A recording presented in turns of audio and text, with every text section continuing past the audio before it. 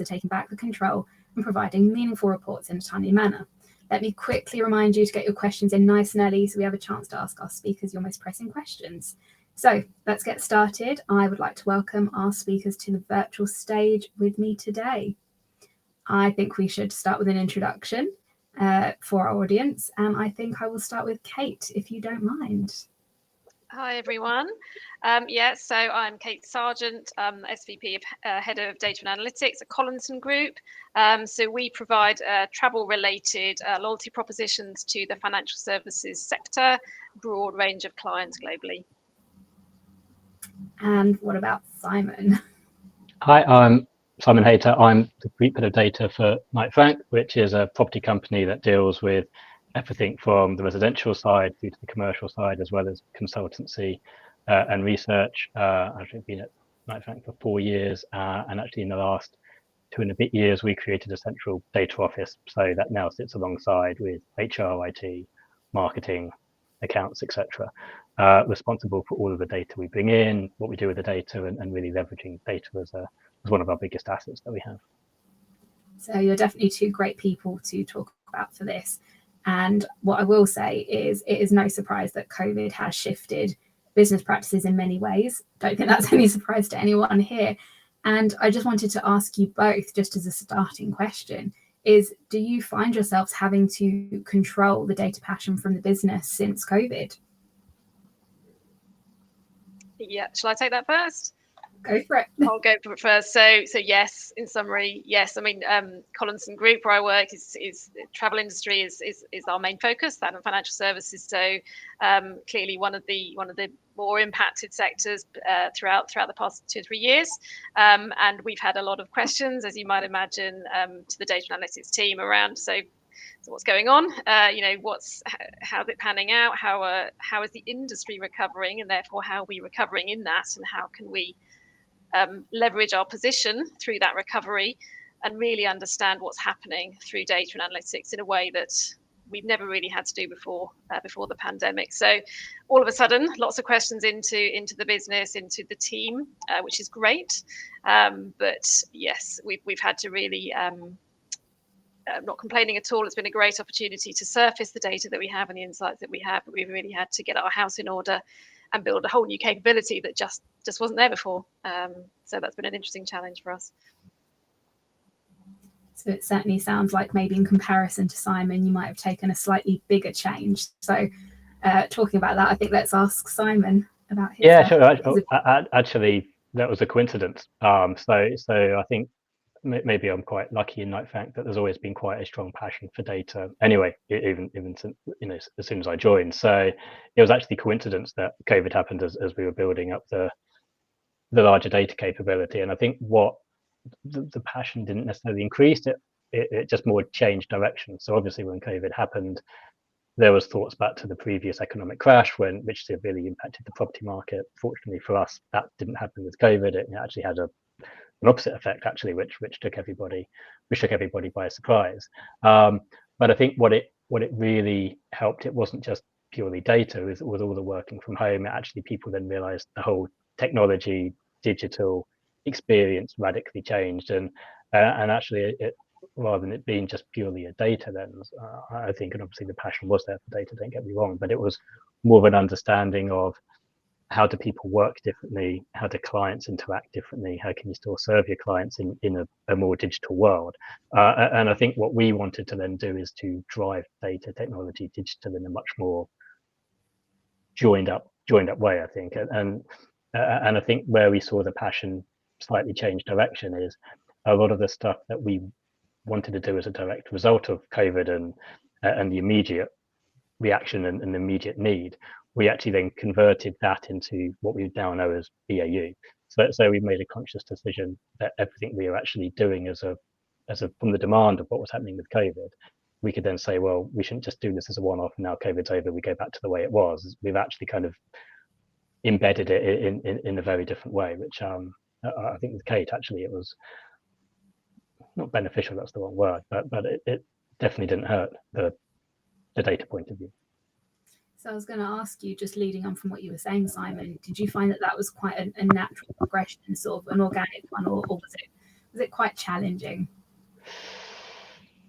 No, I found it just an organic challenge actually, and it was coincidence that we kind of formed the new, it wasn't new capability, the increased capability when COVID hit, and actually COVID made us think, do we wait or do we not do? The challenge, I think, actually is probably working in a very diverse organization like Knight Frank. It's not one company. So let's say we were in a retail company, it's like, this is what we do. This is the product we sell, and it's uniformed across the country. We have very, very different business service lines with very, very different client needs. And actually, as a result of COVID, they all had very different needs. And I think I guess the biggest challenge is, how do we surface our variety of clients and business lines in a consistent way? And actually, how do we prioritize where we focus our efforts with the resources we have? That's what I think the biggest challenge was, which is what we have regardless of COVID. I know the topic of this conversation is how did COVID impact the passion and what were the challenges? I kind of just see it as a bit of a slight peak, but nothing major. It wasn't a substantial shift, actually. I noticed. I think maybe people use COVID as an excuse. What's your answer to that, Kate? Would you say it was a bit more of a natural progression or a bit more shock to the system, given the line of business? I think in the early part of the pandemic, it was a good shock, but probably was more of a shock. There was a step change in need for insights.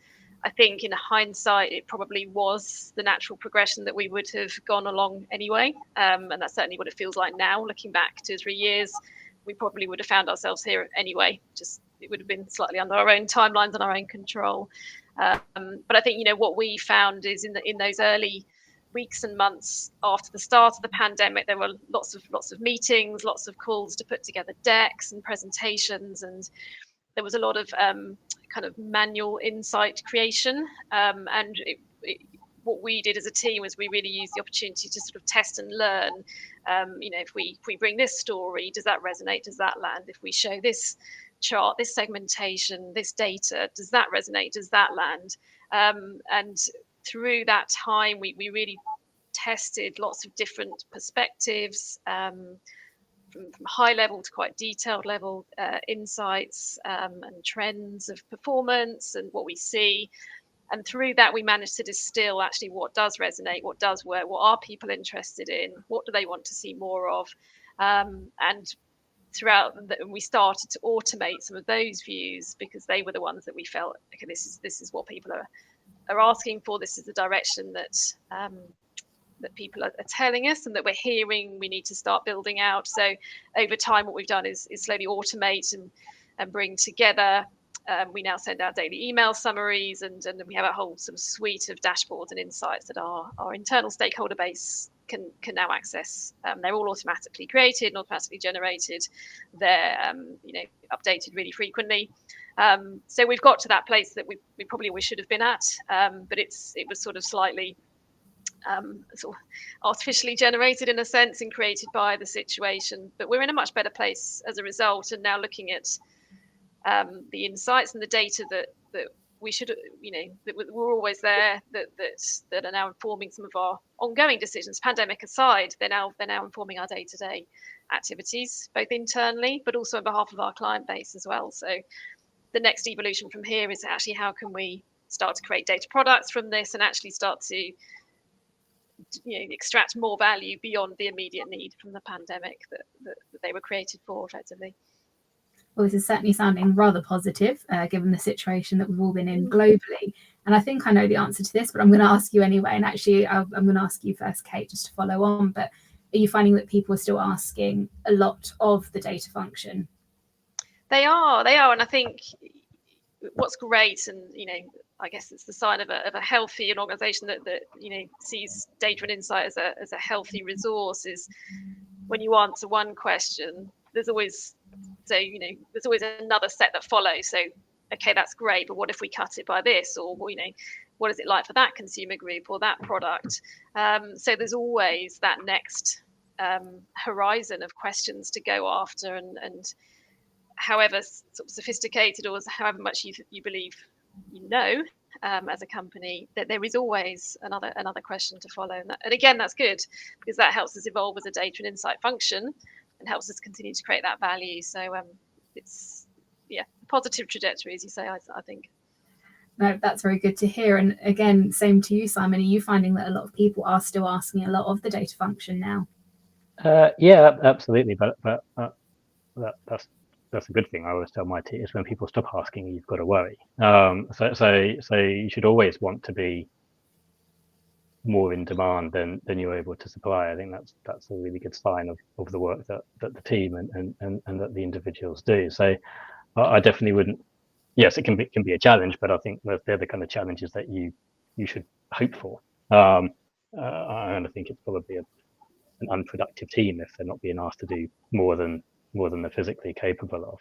And I think I suppose the biggest challenge is making sure you've got the right balance of the team. And I guess one of the conversations I often have is people will say, we need a data resource. Well, that doesn't really mean anything.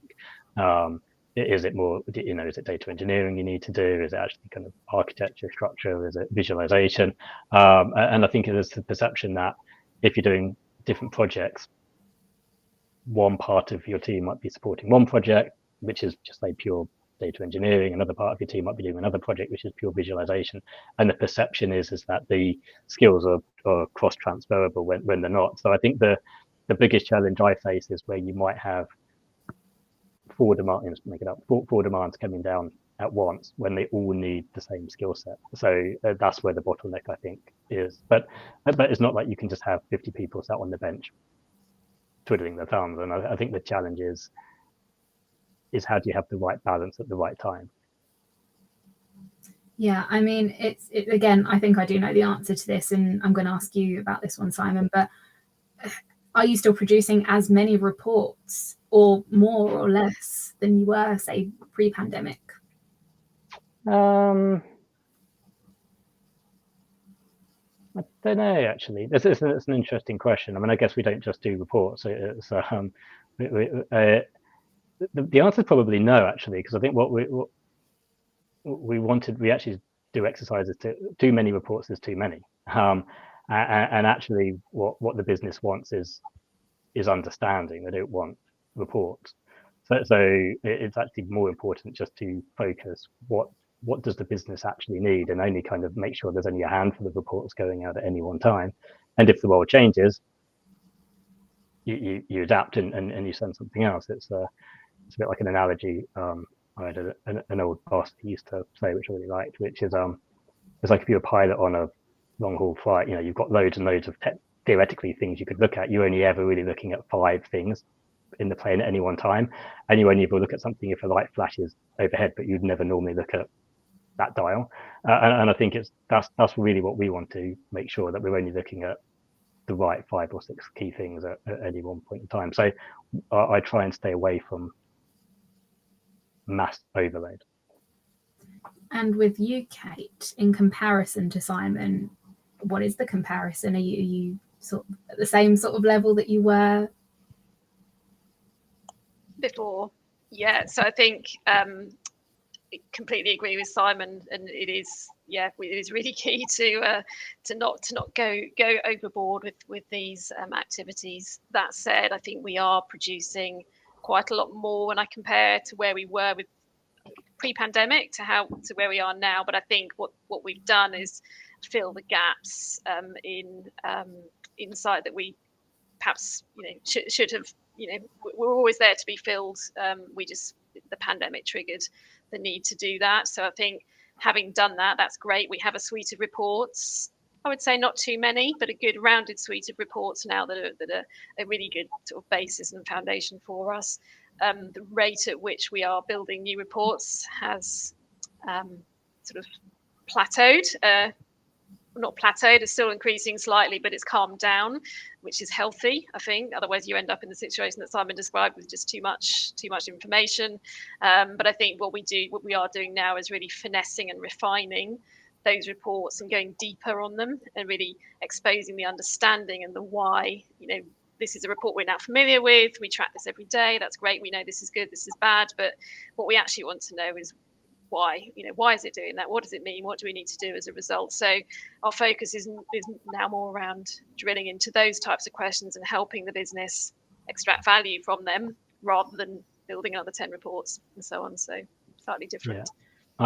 I couldn't agree more. It's not actually about reporting, and I think the biggest change we've had post-COVID is more of a change in the culture, where more and more functions are now working together using the data to support each other. However, going back to what Kate said, it's something we were doing anyway, and it probably, yes, okay, it's different to what it was like pre-COVID, but if COVID never happened, I still think we would have been on the same journey. But I think that's the key thing. It's not about do we need more reports, it's actually do we need better analysis, and the amount of analysis we do is definitely much more, and the amount that we have cross-functional teams working together is much more. I mean, it sounds like, having what you've just said about being cross-functional, it sounds like there's almost more detail and more data, and that sounds pretty much the same for both of you, actually. I just wonder if that's correct, the way I've sort of heard that, as to whether you are gathering more meaningful data. Yes. Yeah, when the answer is yes. It's more a case, I think, I'll talk about just about what we're doing at Knight Frank. We always collected that data. What we've actually done over the last few years is build the platform where we can bring it together and join it up. But as I said, we were doing that anyway, and actually COVID neither accelerated or decelerated it. So it was more a case of bringing all of the different data sets that we already had into much more of a centralized place that we could actually do something with and then share across the board.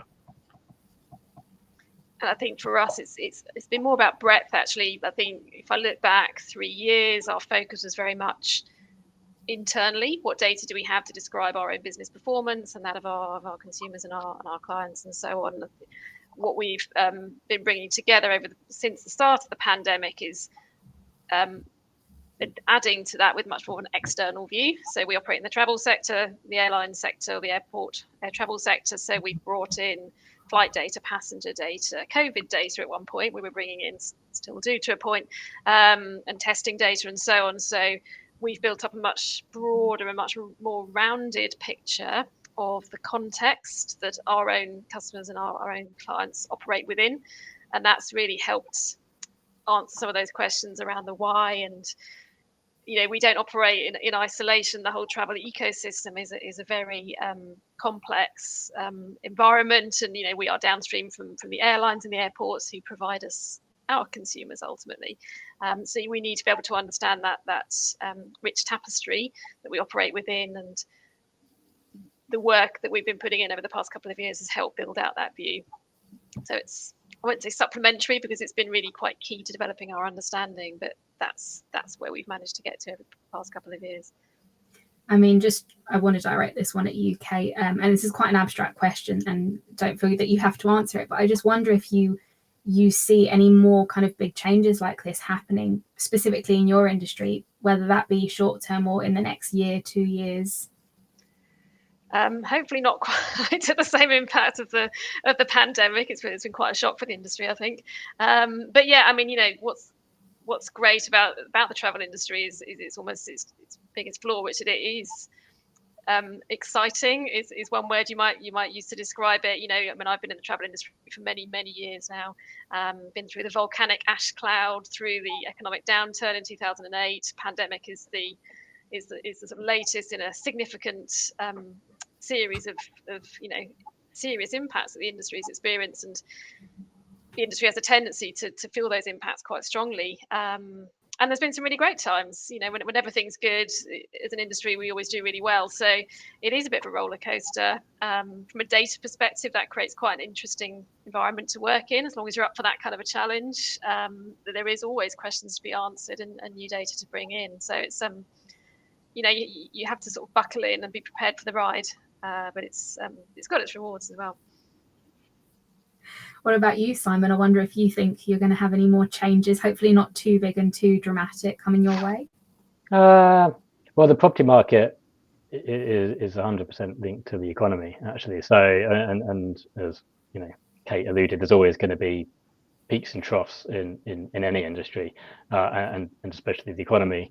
I'm sure, no doubt, there will be big changes in the future, because there never isn't. There's always we actually thought COVID would be another seismic, just like the 2008 downturn, which was really, really quite challenging for the real estate industry, and there was a genuine belief that the same would happen. Actually, it was fortunate that it didn't. It was actually one of the few industries that the government kept going during the pandemic, which was actually really, really fortunate for us. But yes, there absolutely will be something happening in the future, without doubt. Well, I hope it's not too disabling for you. I only cross our fingers. Yeah. I will cross my fingers as well. And actually, I want to talk about meaningful insights, and this leads on from some things that you were just saying. And meaningful insights is something that I quite like talking about, because I think it's really important to the individual and to the role. And I just wanted to know, for each of you, kind of for your role and for your industry, what does a meaningful insight look like to you? I don't know who wants to take that one first. Kate? Shall I go first? Yeah. So for me, it's anything that creates either an action or a reaction. The ideal scenario is you present some insight, someone goes, oh, that's great, I'm going to go and do something with that, and that's going to create some value in some form, either directly or indirectly. That would be nice in a perfect world. Often it's not that linear, and the relationship isn't that immediate between those two things happening. But often generating a reaction, as in, oh, I want to know more about that, or why is that then, or even I don't agree with that, is a secondary impact that we would seek beyond that sort of immediate direct action. So, and for me, meaningful encompasses all of those things. The worst thing that can happen is if there is just no reaction, or nothing happens at all. That's what I think as data analytics professionals we seek to avoid. Sometimes if you provoked even an adverse reaction, that's meaningful in a sense, because it opens that conversation to explore for more. I think that's really nice, actually, looking at a meaningful insight as not necessarily a positive or a negative, but actually being able to use that and explore what that means for your job function. And again, I suspect that with you, Simon, you might have a relatively similar experience and idea of what meaningful insights are to you. But let me ask you, what's a meaningful insight to you in your job role? Yeah, I'm not sure I can give a better answer, actually, to what Kate said, because I agree, it's something that's going to be used in whatever way, shape, or form. Because you could have an interesting insight. Well, that's really interesting. It doesn't help the business. It's just, that's interesting to know. What do you actually do with that information? Even if the decision is to keep doing what you're doing, because actually what the insight is showing is that your original decision was the right one. Therefore, you were justified in it. And I think for me, meaningful insight is something that helps drive decision making, even if that decision is we keep doing what we're doing, but we know we're doing the right thing. Or if the decision is, right, we need to do something new, or actually we need to stop doing this and we need to go back to what we were doing before. I think it's meaningful insight is something that can be used by somebody to do an action. Yeah, absolutely. Well, I don't know whether either of you do this then more naturally, or whether it's maybe a bit more of a forced process, but I wonder, do you actually check into these insights then? Sort of how often do you go, okay, what insights do I have in front of me and what can I do with this information? So it's a really... No, that's a really, really good question. I think it's one of the things that my team will tell you. I'm always challenging them on. Sometimes we'll do a piece of work, we'll deliver it, it will meet stakeholder expectations. It's what they asked for. Great. But what I will often encourage my team to do is say, okay, a month, 2 months, 3 months after delivering that request, what have they done about it? What's changed? What's new? What value has been created? So that's a behavior I try and encourage, is seeking the value. We're not yet in a place where we sort of automatically document all the value that we create. That's a journey that we're on, but being able to reflect and not let those pieces go, and to go back and challenge that request, so that the next time those people put in a request for insight analytics, we can have a healthy conversation around, okay, you did this before, we're going to build on that, and there's that expectation already baked in. It's really, really important, I think. I think, Simon, you had something to say on this. The question being whether we personally have a look in the insight and do something is and for me, unfortunately not. I guess my life is now spent back-to-back meetings with all of the stakeholders, and it's the team that are the ones who are lucky enough to play around with all of the data. So I guess the answer is, for me personally, no, but obviously the team members would definitely do that. Well, I unfortunately have to leave this here, and I just want to say what a great fireside chat that was. I do want to thank you both for your contributions, and I'm sure people will have many more questions, and I'm sure they'll find a way to reach out to you. But I believe we're going to be taking a trip down memory lane to a festival rewind session all about creating a data science mindset, and I will see you later on today.